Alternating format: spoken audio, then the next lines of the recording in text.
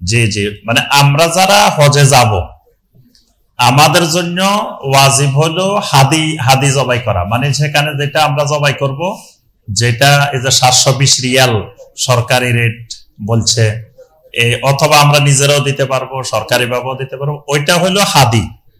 খেয়াল রাখতে হবে যে ওইটা হাদি, ওইটা কোরবানি না। তো এখন যদি আমি সম্পদশালী, এখন আমার দেশে টাকা পয়সা আছে, তারপরে আমার সম্পদ আছে, আমি চাইলে দেশে আমার পক্ষ থেকে কোরবানি দিতে পারি, না দিলে কোনো অসুবিধা হবে না, কারণ আমি সফরে আছি। সফর অবস্থায় কোরবানি দেওয়া জরুরি না, আমি হজের সফরে আছি, এজন্য আমার জন্য বাংলাদেশে আমার পক্ষ থেকে কোরবানি না দিলে কোনো অসুবিধা নেই। তবে সম্পদ থাকলে আমার পক্ষ থেকে দেশে কোরবানি দেওয়াটা উত্তম। আর হজেরটা কোরবানি না, ওইটার দ্বারা আমার কোরবানি আদায় হবে না, এটা এই মাসালাটা খেয়াল রাখতে হবে। এবার বুঝতে পারছেন? দুইবার মানে দুইবার না, মানে ওইটা হাদি আমার হজের অংশ, আর কোরবানি দিতে চাইলে দেশে আমার পরিবার আমার পক্ষ থেকে দিতে পারে, এটাতে কোনো অসুবিধা নেই।